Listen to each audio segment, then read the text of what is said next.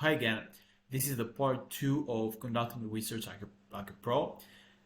In this lesson, we are going to cover how do you collect information from interviews, which, by the way, is one of my favorite methods. It will be one of yours too because it's much more easier than it sounds. It's much more reliable than other methods like forums or any other kind of stuff that I'm going to show you in the other lessons.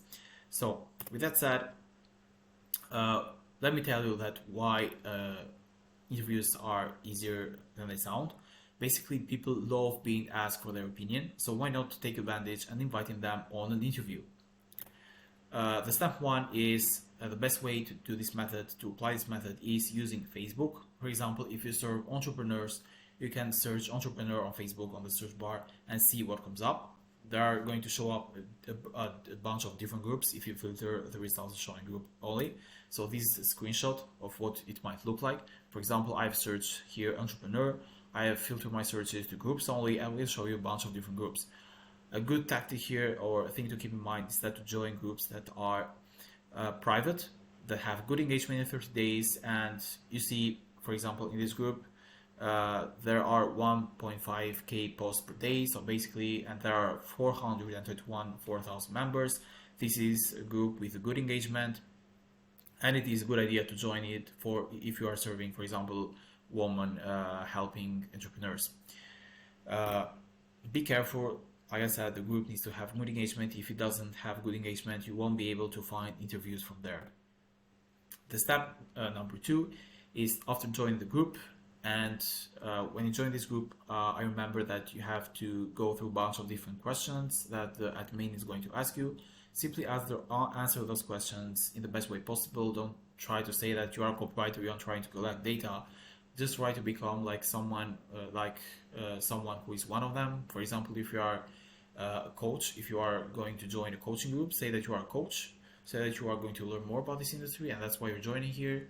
You have no intention of selling something or any of that kind of stuff because they hate it. So after joining this group, you make a post that you need help with a certain topic and you'd like to jump on a quick call. Please don't sound salesy. State clearly that this is not a sales call, but a quick and friendly conversation to help you understand more about the market. That's all. I promise that with this method, if the group has good engagement, it has a lot of members, you're going to get a lot of replies. For example, I remember with the group that I joined, it probably had like 5,000 people in it, and within one single day, I get 5 calls from the group by making a post similar like the one I showed you right now. Step number 3 is to prepare by making ready your questions. Say that you're on the call because you are looking to become blank. So if you are looking to become, for example, like I said earlier, I joined a coaching group. Say that you are going to become a coach and you want to be sure about everything before starting out. If you are serving, for example, a client who is a SaaS provider and you join a group of SaaS providers, say that you are going to enter in this market, say that you are going to create a software, for example, and you want to be sure about everything before starting. So your goal here is to find a more accurate description of the problem they're facing and how they solved it. That's your whole purpose from this call.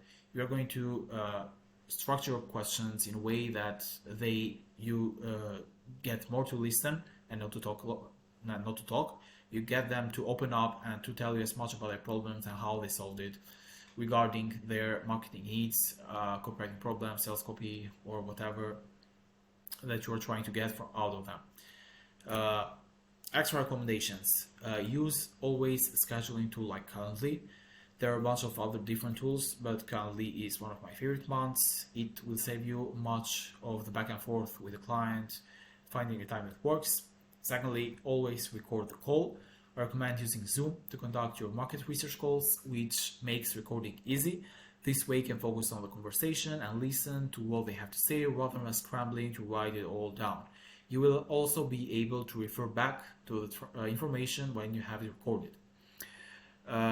So when you after the call and when you sit and when you do your deep work, you can actually go to this Zoom and take notes from it as you listen to it.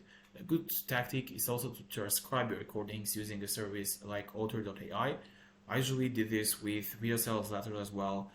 with these kind of interviews, even with sales calls from my clients. I usually did that because transcriptions are a much better way, and it comes handy to you when you start analyzing data for your sales page or whatever writing that you are going to deliver to your clients.